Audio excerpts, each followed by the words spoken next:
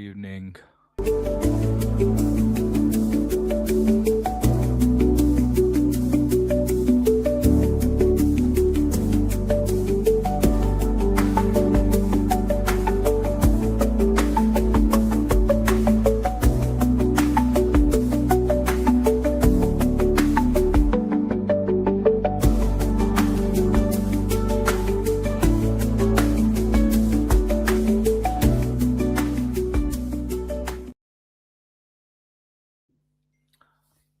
Hi, good evening, everyone.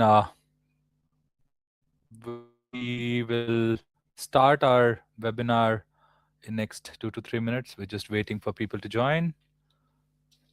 So we are covering third-party and supply chain risk management today. We have seen a lot of regulations coming across almost in all parts of the world, including in India, in Middle East, in US, in Europe, and it's very well understood that today third-party risk is a major risk, supply chain risk is a major risk. So we'll wait for some time and then we will start. We just wait for people to join our.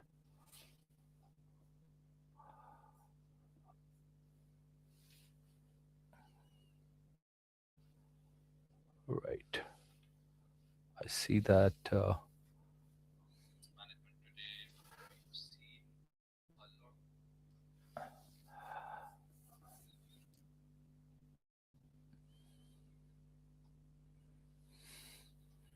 So we are waiting for some more people to join, and then we will take on this topic of third party and supply chain risk. What has happened over a period of last almost 10 years, dependencies on third parties and supply chain is very high for any organization today. And that's why it's become a very major factor when understanding the risks which are attributable to third parties and your supply chains. So we'll just wait for 2 minutes and then wait for and then we will start. This is being streamed live on LinkedIn, my personal handle, and on Protect Academy, and also on YouTube. Right. So we have a good amount of viewers, and then let's start. Right. So the main aim of today's webinar is to understand what are third party risks and how supply chain risks are now a major cause of concern in enterprises and even small businesses alike. And a lot of regulations are building to manage these risks. Now, one of the major, if you look at India, both RBI cybersecurity framework and SEBI, CSCRF, both look at uh, third party and supply chain risks in a major manner. So, what is actually happening all across the world is because the dependencies are very high today on your third parties. If you look at your vendors, right? If you are a digital business today, even if you're not a digital business, look at the kind of dependencies you have. You have your dependency on cloud service providers. You have your applications which are speaking to multiple public API endpoints. And it's very difficult if you don't have a oversight and due diligence on your third party APIs, third party softwares, and how are those third parties managed by them, right? What are their supply chain and their third parties? Now, a lot of regulations have over a period of time developed on the amongst the first was, of course, NIST NIST's framework. However, what came into existence was the NIS 2, which was in the critical sector in Europe, and then followed with DORA, which was Digital Operational Resiliency Act in Europe again, right? And the world followed these two major frameworks.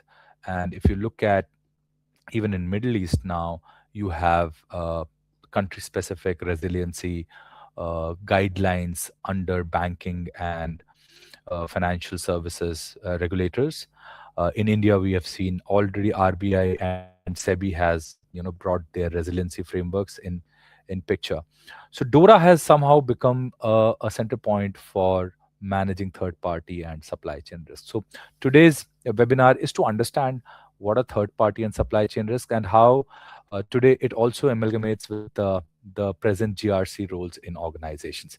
Now, is it only a non-tech role or a techno management role or a technical role? That's what we are going to debate, and you will see that it's not only a management role, it's something which will involve both understanding of technical issues when your dependency on third parties comes, right? So what are we going to cover? We are going to cover traditional third party risk management. Now, a lot of organization already had evolved third party risk management. Vendor risk management was there, and it was uh, restricted only to certain questionnaires and certain uh, basic due diligence answers which you expected from your vendors. But that's not going to stand the test of time today. We had recent outages to showcase. One of them was CrowdStrike, which was a major outage in October 2024. Then we had the Cloudflare outage recently, where there were multiple failures because of Cloudflare's WAF outage and CDN outage. Multiple businesses faced a lot of outages, almost as high as 24 hours.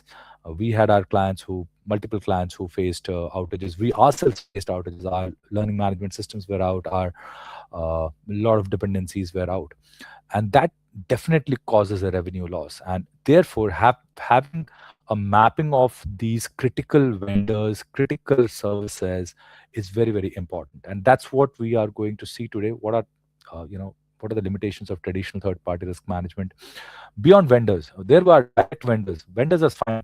What about API? API dependencies today are so high in an organization that to map your API dependencies, external API dependencies, is a major issue. Now, if you are using a software which is third party, and that third party software is using multiple external APIs, are you able to map those APIs? Where is the data being stored? Is that data storage and security matching your requirement? So these are the questions today we are asking now, and these are the questions which actually arise from these frameworks, these good frameworks which NIS2 has gotten, DORA has gotten, and SEBI has gotten. Right then, we are also looking at now fourth party risks. So third party is fine. What about the dependencies of the third parties? Do you want an oversight on fourth parties?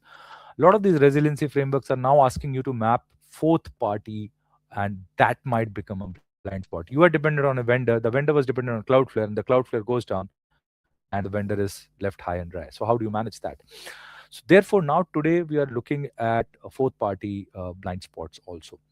Therefore, there's a lot of risk management which you have to carry out on your dependencies. So whatever your third party dependencies are, and then what are the fourth party dependencies, probably you'll have to do a risk management or a risk assessment on fourth parties also. Now, to add on to third party risk management, another risk which was always there, in fact, in the armed forces, we were talking about supply chain risks almost 20 years back, right? Where we were not sure of from where the hardware is originating, and is your hardware already bugged? Today, we are dependent on multiple hardware and software, you know, libraries, functions, embedded software, embedded hardware being used, and what kind of vulnerabilities they get. Do you have an oversight on them? So these are the questions which is a very, very, complex environment which where we are working on. Therefore, we need to understand these uh, technical issues and management issues once we are working as a risk manager. Now, why third party and supply chain cannot be now segregated? Now, today, your third party could be your supply chain. You never know, right? You're dependent on a third party who provides you with the hardware or provides you with the software, and the supply chain of that particular vendor is compromised, and that brings you risk. As I gave you a very simple example, I'm dependent on a third party. That third party has, you know, bought a Cloudflare WAF and CDN to host my website, and Cloudflare goes down. I ask the vendor, what's the problem? And he just can't say that he has taken, help of a third party, becomes a fourth party to me. So, and in today's world where your internet-based services and softwares are speaking to each other over multiple APIs, that brings a considerable amount of risk and security risk also and outage risk also. So there is a risk of confidentiality and of course availability. Therefore, your risk management does not focuses only on direct vendors and their dependencies also. And therefore, dependencies mapping becomes very, very critical in understanding third party and supply chains. Now, where traditional third-party risk fails was, third-party risk was a very simple process where you were making a due diligence questionnaire, giving it to your vendors, and asking, taking the answers, but you were actually not doing any risk management on top of it. Today, most of the resiliency frameworks will not let you go unless you have a very, very rigid risk management and risk assessment. And on top of that, have you done your business continuity plan, and have you done your business impact analysis to understand if your third party goes down, what is the amount of loss you're going to have? What is the RPO loss? What is the RTO loss which you are going to have? So it's a very complex issue now to manage third party and supply chain risk, and where traditional third party risk of due diligence questionnaire completely fails. And therefore, it cannot be only a manual process, and there is a lot of automation which has to be brought in understanding your third party and supply chain risk. Now, third party and supply chain does not remain only in your digital space, it also comes to your physical space, your vendors who are supplying you digital hardware, right? And do you map their risks also?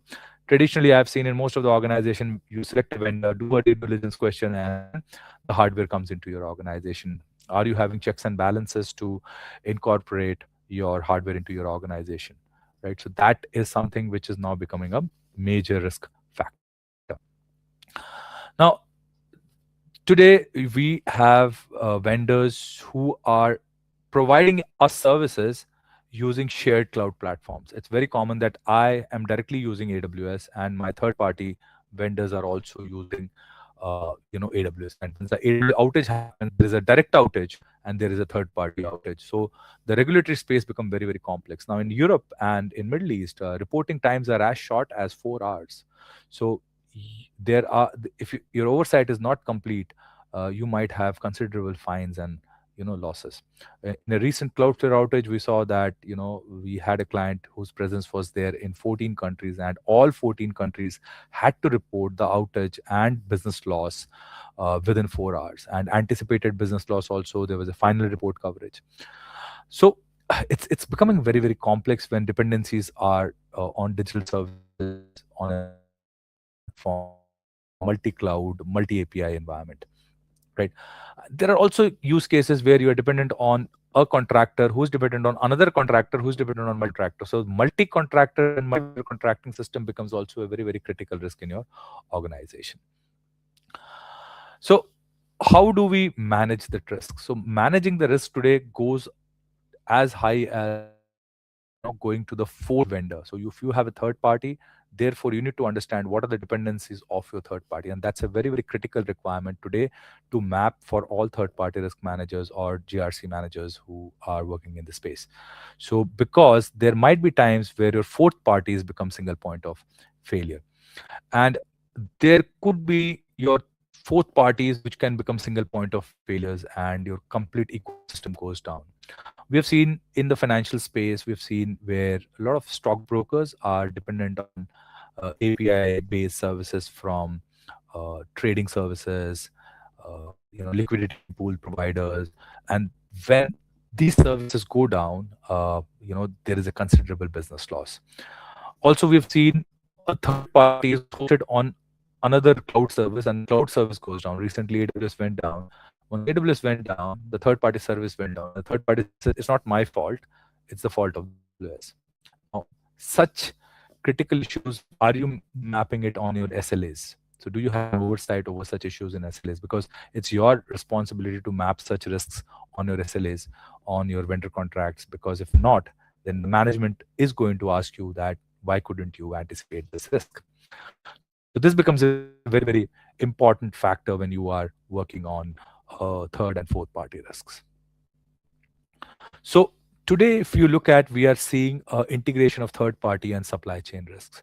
So one is third parties, which you are direct vendors, and then the supply chain, that is how the third parties are managing their vendors. So that becomes your supply chain now. It could be a software supply chain, it could be a hardware supply chain, it could be a API supply chain.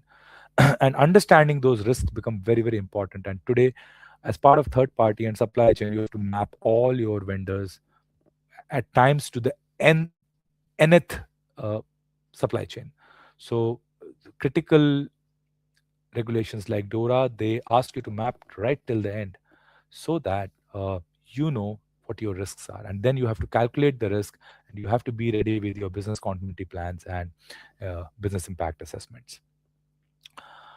Now, the modern risk professionals have to understand dependencies. It's very, very critical today, and therefore modern risk managers have to get into technology, have to understand what are API risks, what are embedded risks, what are software supply chain risks, what is SBOM, software bill of material, how do you assess risks from APIs, what are the tools which are supposed to be used to understand third party and supply chain risk. And when you understand your complete chain and you know what are the risks arising from your chain, that provides you with a well researched response plan in case your third parties or your dependencies go down, and that brings what is called resilience. And therefore, when you look at third party and supply chain risk management, it actually brings in resilience in your organization. You know what you need to do once that risk materializes. Now, what we are doing is we understood this problem statement when we were serving our clients, and we said that there is no structured course which is available today to make a lot of GRC professionals understand, even security leadership understand that what is the risk from third party and vendors. Today, this particular role has evolved as a singular role in GRC vertical today in many of the large enterprises, because your vendor dependency could be so high, your third party dependencies would be so high that mapping them and mapping their risks, mapping the risks of third party softwares, SaaS platforms becomes very, very critical. And their dependencies on multiple APIs again becomes a risk to you, and how you map those risks. So, in this course, we are going to cover what how to map such risks. Right. So, uh, in a nutshell, what we can say is that third party and supply chain risk is emanating as a major domain. We have seen physical attacks because of supply chain. We have seen logical attacks because of supply chain. So what we are doing is I'm bringing up a course with Protect Academy starting 24th of January, and we will cover this in an intensive manner in roughly around 30 hours. It's a 5 weekend course, and we do it on Saturdays and Sundays, and we'll cover a lot of ground. It's got almost 10 modules to understand how to analyze third party and supply chain risks. What are the tools you can use to automate your third parties and supply chain risks? What are the risk management processes? How to do your BCPs and BIAs to understand the risks which emanates from critical third parties and supply chain, so that that remains in your due diligence and oversight. Right. So we're starting this course on 24th of January. It's a unique course. We have developed it ourselves, and I don't think there's anything like this in the market today. And therefore, it's a skill course aimed at risk managers, senior security professionals, and governance professionals. Right. I'm done for the day. If you have any questions, you can please shoot. I'm online.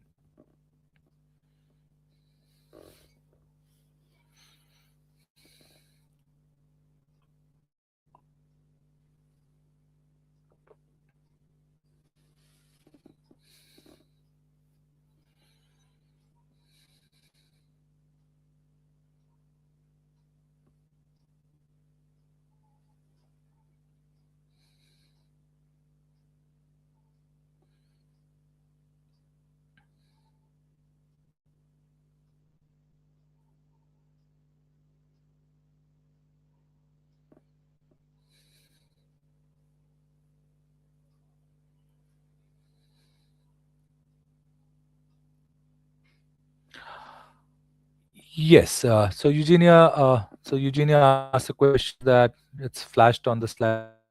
Middle East and Europe have 4 hours reporting times, and DPDPA customers in the future reporting time is 72 hours. Yes, if there is a data exposure. So if there is a data exposure, the reporting time is as less as 24 hours and as high as 72 hours. So it all depends on your risk. Reporting could be as low as 24 hours, Eugenia. So it's not 72 hours. This will be a problem. Why it will be a problem? Reporting is considered a good due diligence for organizations, right? The moment you are aware that there has been a data breach, then, of course, if you're not aware, then there's a different issue altogether. If you are aware, then you have to report it, because now it's an act, it's a law. And as long as it's a law, you should have a reporting process. So whenever there are breaches which happen, you have to report. Yes. Why should it be a problem? We don't oversee it as a problem. If you mature your risk management process and reporting processes, communication processes, and you map who you have to communicate, who will communicate, we don't see it as a problem. I don't think it's a problem. It's a very standard process in security today. Reporting is a very standard process. It all depends on the maturity of your organization. If your organization tries to hide things, then there's a problem. As long as you understand that reporting today is very normal in security, and you have done your due diligence, then I don't think there's something to be afraid of. And therefore, due diligence is important. I hope I've answered your question, Eugenia.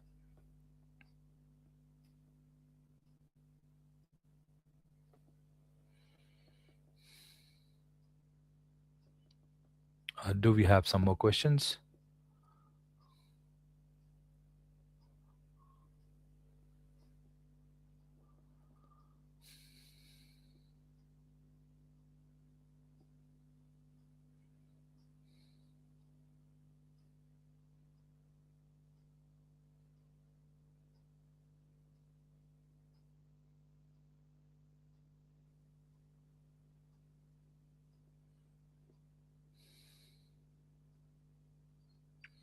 You can drop in your question in the comment section, please.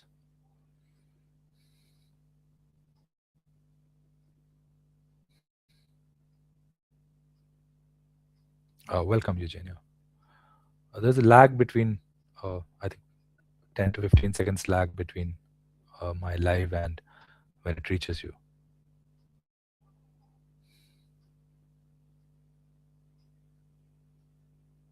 I understand it's a new space, so questions might be very, very less, but it's an upcoming space, and resilience is going to be part of many, many organizations who are in the sectors and banking and finance.